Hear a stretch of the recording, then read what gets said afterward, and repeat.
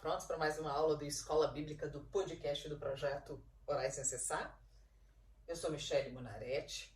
Nós temos estudado os evangelhos, né? Nós temos estudado aí o Novo Testamento, terminamos os evangelhos. Nós ainda fizemos um estudo, vimos o estudo das bodas de Caná da Galileia, nós vimos o significado sobre a transformação no casamento, usando como base as bodas, né? Expliquei sobre a transformação da água em vinho, as propriedades de um, propriedades do outro. Se você não viu, eu te aconselho a dar uma olhada lá no nosso site ou nas nossas páginas de Facebook e Instagram. E se for o seu primeiro contato ainda com o Projeto Orar Sem Cessar, eu quero te fazer um convite. Venha conhecer essas outras orações. Nós já oramos Salmos, Provérbios, Eclesiastes, tantas orações. E fizemos esse estudo dos evangelhos. Vou repetir, está no nosso site www.projetorasemcessar.com e nas nossas páginas de Facebook e Instagram. E venha orar comigo e estudar a palavra toda semana. Hoje nós vamos continuar o estudo do Novo Testamento, começando hoje o estudo do livro de Atos. Nós vamos entrar um pouquinho falar um pouquinho quem é o autor do livro, qual foi o tema do livro, o propósito pelo qual o livro foi escrito, a data em que o livro foi escrito e falar para quem o livro foi destinado. Bem, como a gente está fazendo um estudo, né, um estudo grande, a palavra tem 66 livros, 27 só no Novo Testamento. E o que acontece é que muitas das vezes nós estudamos muita palavra, nós vamos aos cultos, aprendemos muito, retemos pouco, ou praticamente nada, quase nada do que se é pregado, do que se é ensinado, né? Isso, em parte, acontece pelo fato de estudarmos sem uma certa ordem, sem um certo método, sem revisar, sem escrever. Por isso, eu vou te aconselhar agora a dar uma lida nas lições passadas ou assistir às aulas, os vídeos, né, que foram feitos, fazer anotações para que os estudos, a palavra, fique fresco na sua memória. No Salmo fala: escondi a tua palavra no meu coração para não pecar contra ti. Então é preciso ler, estudar, revisar, ler de novo, né, para que tenhamos um bom entendimento, né? Bem, vamos começar então falando sobre o livro de Atos. Como todos os demais livros da Bíblia, né, o livro de Atos também foi escrito para nós, os cristãos. E para os cristãos, na verdade, de todos os tempos, né? Nós vimos no estudo dos 4 evangelhos que eles retratavam o ministério do Senhor Jesus, né? Mostrando ali a presença do Filho, exaltando a majestade, revelando o Deus Pai, né? Já no livro de Atos, nós vamos ver que ele revela já a obra do Espírito Santo, né? Mostra ali a obra do Espírito Santo revelando o Filho. O Filho revelava o Pai, o Espírito Santo revela o Filho.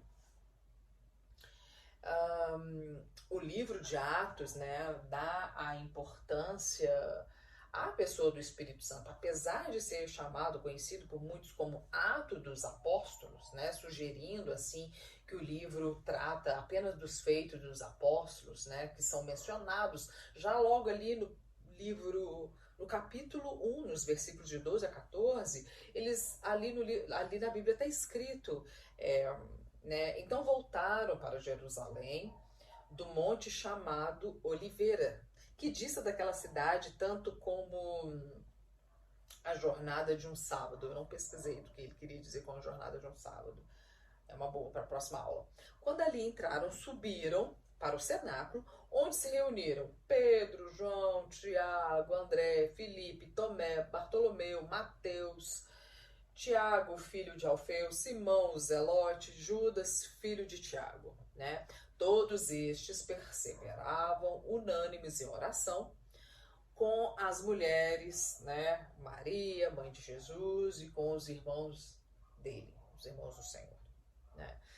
Então, apesar de logo no capítulo 1 mostrar ali, né, o nome dos apóstolos, Atos está muito mais preocupado em demonstrar a obra do Espírito Santo, a ação do Espírito Santo no meio da igreja, do que os feitos dos apóstolos. O objetivo principal do livro é mostrar o cristianismo sendo estabelecido entre os gentios, não os cristãos, né? Gentios eram chamados os povos que não eram judeus.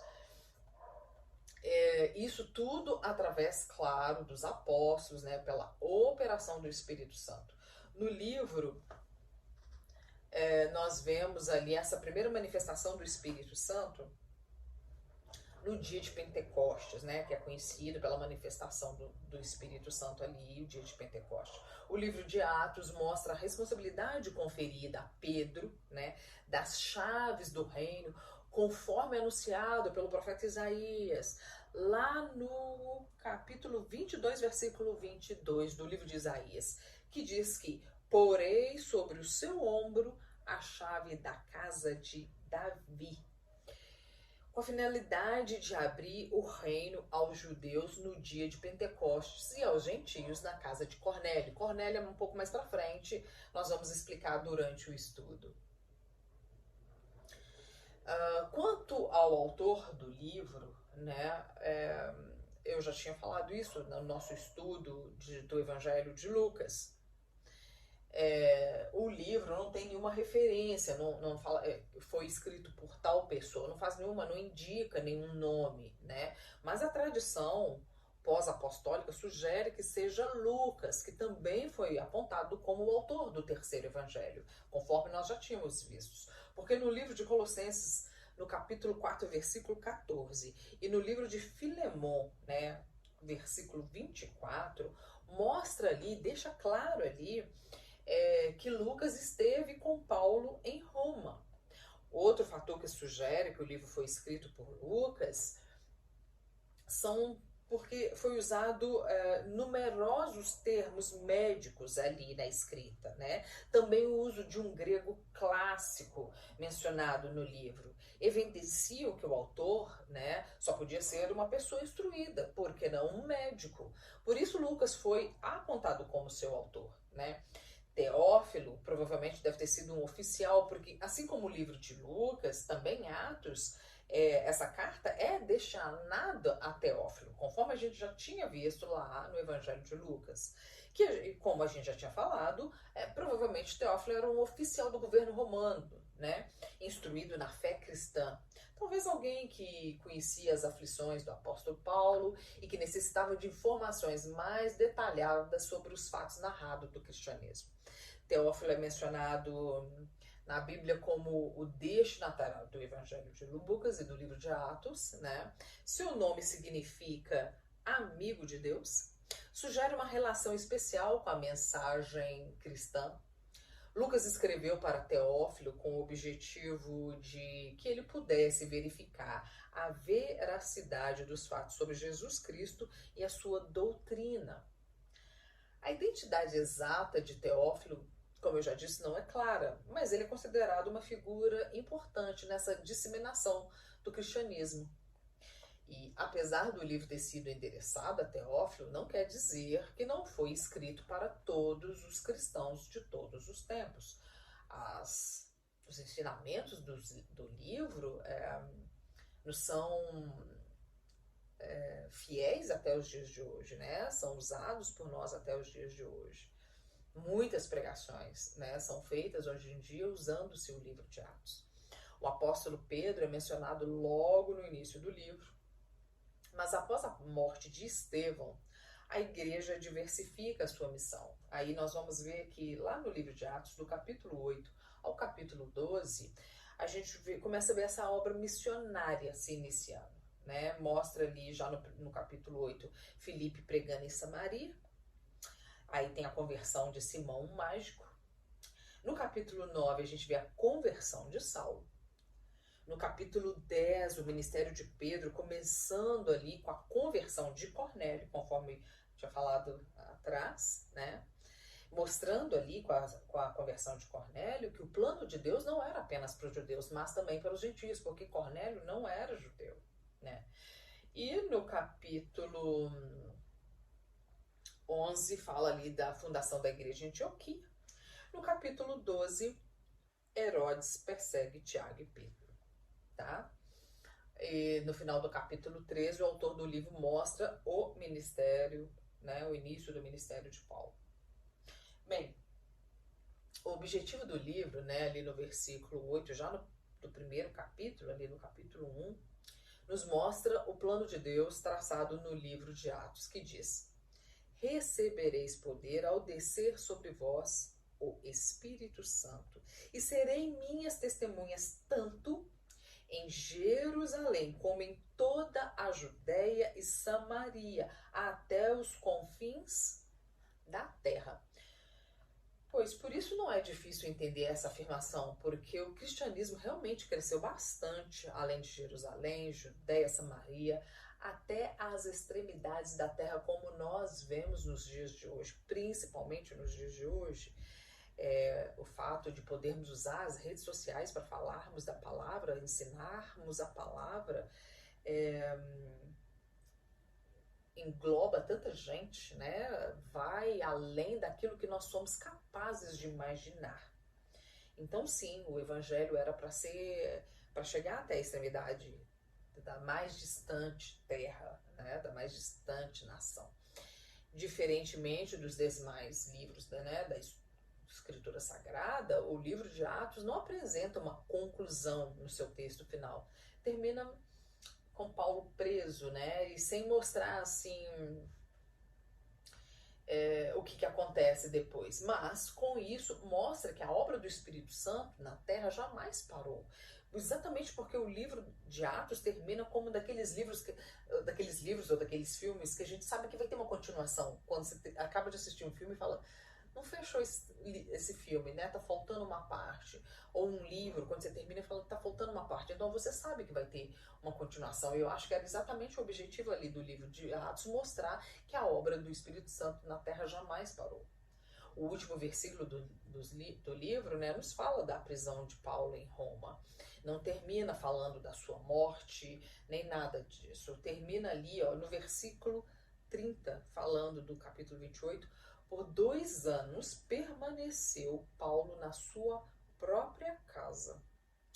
Todos que o procuravam, pregando o reino de Deus e com toda intrepidez, sem impedimento algum, e ele ensinava as coisas referentes ao Senhor Jesus Cristo.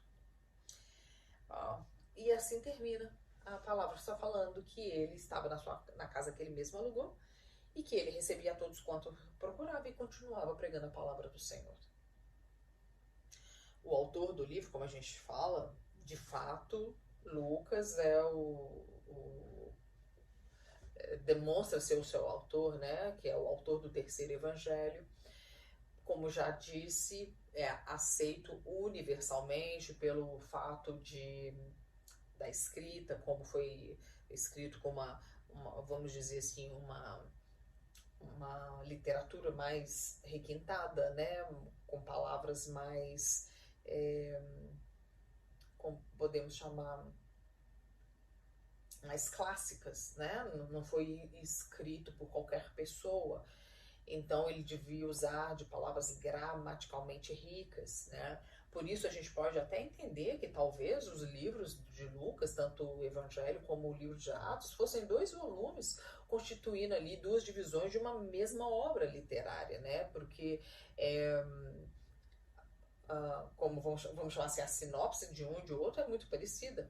Nós percebemos esse fato no primeiro versículo ali do capítulo 1 do livro de Atos, quando Lucas diz: escrevi o meu primeiro livro, ó Teófilo, relatando todas as coisas que Jesus começou a fazer e a ensinar, até o dia em que, depois de haver dado mandamentos por intermédio do Espírito Santo aos apóstolos que escolhera, os apóstolos que ele escolheu, foi elevado às alturas.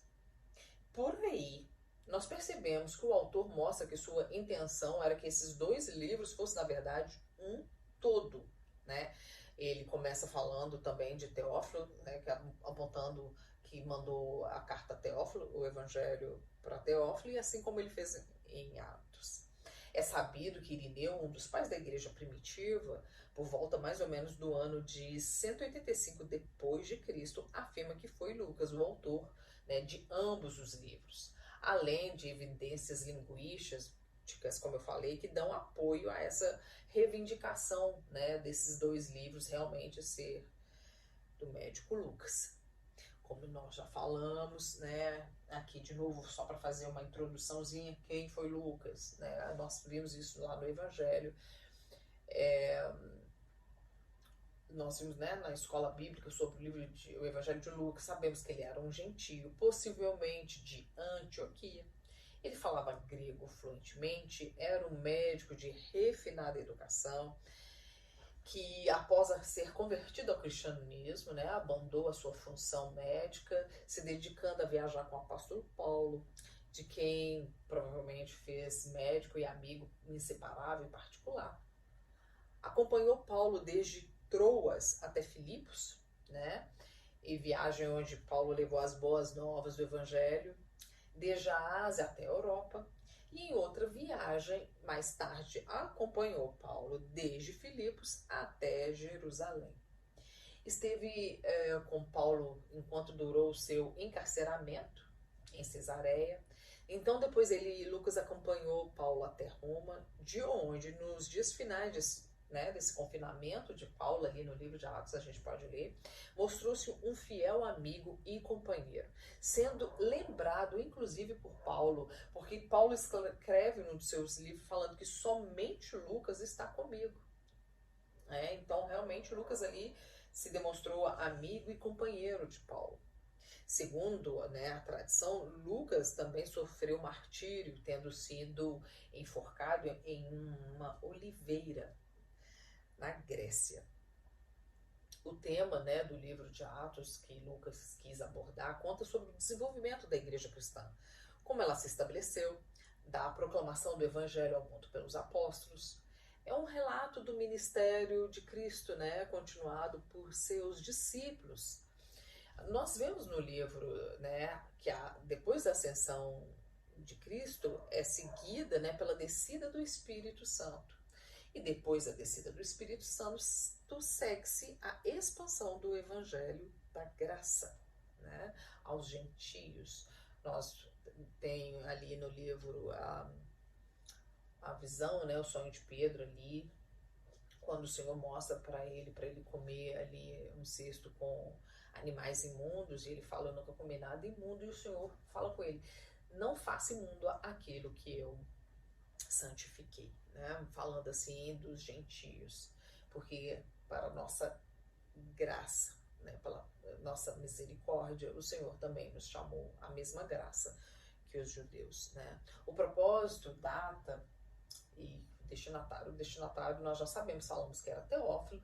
Lucas, ao escrever esse livro, demonstra ser um historiador, indo buscar narrativas e conhecimento por quem tinha vivenciado os fatos. Nós vemos, que, como eu já tinha falado lá no Evangelho de Lucas, né, que ele busca narrativas, né? Ele quer saber ele quer ter exatidão nos seus registros, ele fala com várias pessoas para escrever os seus livros, né?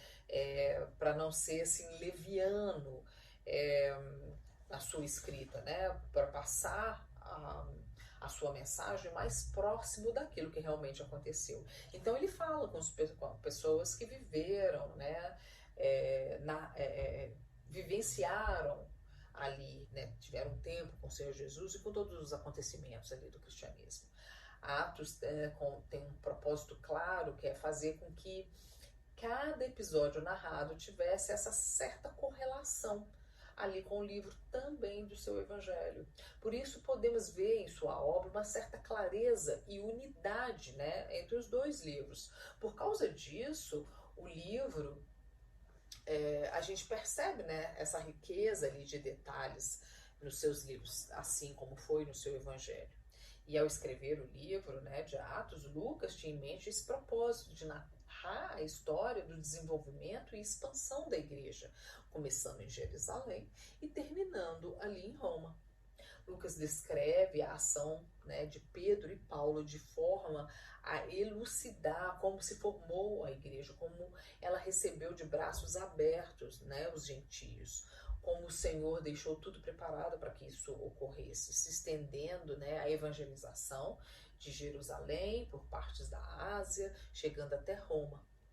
Lucas ainda relatou como, né, o testemunho dos pregadores do evangelho, contribuiu para a formação de várias comunidades cristãs, né?